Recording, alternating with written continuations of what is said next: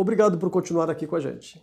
Continuamos falando sobre decisões assertivas na vida espiritual. O contexto de nossa reflexão é a história de Isaac e Rebeca, narrada no livro de Gênesis. Vamos fazer a leitura de Gênesis, no capítulo 24, dos versículos 58 ao 67. Chamaram, pois, Rebeca e lhe perguntaram: "Você quer ir com este homem?" Ela respondeu: "Sim, quero." Então deixaram que Rebeca, a irmã deles, partisse junto com a sua ama, com o servo de Abraão e os homens que estavam com ele. Abençoaram Rebeca e lhe disseram: "Que você, nossa irmã, seja mãe de milhares e que a sua descendência tome posse das cidades dos seus inimigos." Então Rebeca se levantou com as suas servas e, montando os camelos, seguiram o homem. O servo de Abraão tomou Rebeca e partiu. Ora, Isaque veio de Beer-lahai-roi, porque morava na terra do Negueb. Ao cair da tarde, Isaque saiu para meditar no campo. Erguendo os olhos, viu, e eis que vinham camelos. Também Rebeca levantou os olhos e, vendo Isaque, desceu do camelo. E perguntou ao servo: "Quem é aquele homem que vem pelo campo ao nosso encontro?"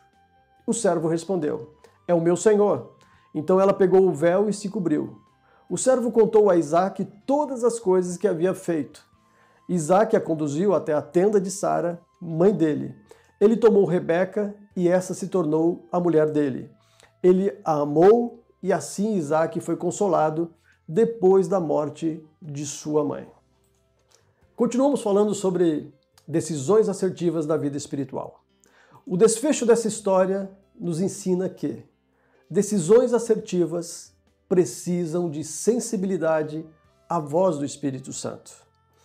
A história de Isaque e Rebeca é uma história de amor, digna de um roteiro romântico do cinema, com uma boa trama e incluindo um final feliz. A forma como o casal se conheceu foi inusitada. Tinha muita chance de dar errado, mas acabou dando muito certo. O final foi incrível. O casamento de Isaque e Rebeca foi um casamento contratual, típico de sua época, envolvendo muitas pessoas e uma negociação entre as famílias. O mordomo Eliezer teve um protagonismo importante, fazendo o papel de um procurador. No fim, o versículo 67 diz que Isaque amou sua esposa Rebeca e sentiu-se consolado pela morte de sua querida mãe. O que mais chama a atenção nessa passagem é a sensibilidade espiritual das pessoas envolvidas. Deus promoveu o casamento, trabalhando nos corações, na vontade e atuando na fé, sempre dando a medida necessária de fé a cada um. Mas os personagens foram sensíveis. Ao perceberem que Deus estava agindo de forma sobrenatural, eles reagiram, eles obedeceram. Abraão demonstrou uma grande fé, enviando seu homem de confiança, Eliezer. Ele sabia que Deus encaminha os passos daqueles que o temem. Para Abraão, Deus agiria, dando sabedoria na escolha de seu mordomo. Ele acreditava que Deus já tinha escolhido uma moça para Isaque e faria com que a sua vontade fosse conhecida. Eliezer tornou-se o procurador e um casamenteiro profissional. Sua responsabilidade foi grande. Ele fez uma longa viagem de aproximadamente 800 quilômetros, esperando que Deus lhe mostrasse a moça ideal, com o perfil certo para ser a esposa de Isaque. O mordomo de Abraão se mostrou aqui ser um homem consagrado. Abraão parece ter ensinado até mesmo aos seus servos sobre o temor de Deus. Após pedir água para Rebeca, Eliezer surpreendeu-se com a atitude da jovem. Rebeca não somente deu água para o viajante, como ainda tirou alegremente água para 10 camelos de sua comitiva. O servo de Abraão, naquele momento, teve a certeza de que encontrou a noiva certa para o seu senhor e louvou a Deus por isso. Diante dos fatos, a família de Rebeca aceitou o casamento, desde que a moça estivesse disposta a ir com Eliezer. A decisão firme da jovem foi surpreendente. Sim, eu quero. Vemos que Rebeca viajou 800 quilômetros nas costas de um camelo, viajando com um estranho, para se casar com um homem que nunca tinha visto e para nunca mais ver a sua família. Entregue o seu caminho ao Senhor. Confie nele e o mais ele fará. Salmos 37, 5. Este versículo reflete a decisão sábia e corajosa de Rebeca. Assim como Abraão, seu futuro sogro, fez no passado, Rebeca se entregou aos propósitos de Deus com fé e com muita coragem. Verdadeiramente, Rebeca foi uma escolha valiosa. Ela era bonita, pura, virtuosa, humilde, gentil, altruísta, hospitaleira e trabalhadora. Isaac aparentemente era um homem que gostava de meditar. Note que ele estava no campo meditando no mesmo local onde Deus no passado encontrara Agar, a mãe de Ismael. Ele parece ter sido um homem de mente espiritualmente consagrada e que se sentia atraído por aquele lugar. Enquanto o seu futuro casamento estava sendo costurado por seu mordomo, Isaac estava na presença de Deus. Também chama a atenção a maneira amorosa com que Isaac trata Rebeca. Ele a levou para a tenda de Sara, que era o lugar mais honroso do acampamento para uma mulher. Ele se casou com ela e a amou. O casamento deles foi estritamente monogâmico, diferente de outros patriarcas que tiveram mais de uma esposa. A sinergia entre os personagens é o que torna essa passagem tão bela. Decisões assertivas precisam de sensibilidade à voz do Espírito Santo. Abraão, Eliezer, Rebeca, a família de Rebeca e o próprio Isaac, todos tiveram a sensibilidade de compreender o que Deus estava fazendo e cooperaram, contribuíram, fizeram cada um a sua parte. Fundamentar cada decisão na palavra de Deus é muito importante. Foi o que vimos na primeira parte dessa mensagem. Mas estar em oração, em comunhão com Deus, com o coração aberto e sensível para ouvir Deus falando em cada situação, também é muito importante. O coração do homem é enganoso, conforme nos lembra o profeta Jeremias. Mas um coração impregnado da presença de Deus, andando em comunhão com Deus, pode estar sintonizado aos planos de Deus, sensível à doce voz do Espírito Santo. Essa semana eu ouvi o relato de um membro de nossa igreja. O nome dele é William. William recebeu uma orientação de Deus sobre uma situação específica em sua vida e reagiu. O resultado foi surpreendente e edificante. Vamos assistir o testemunho dessa experiência do próprio William. Um bom dia a todos, que a graça de nosso Senhor Jesus esteja com todos nós, amém?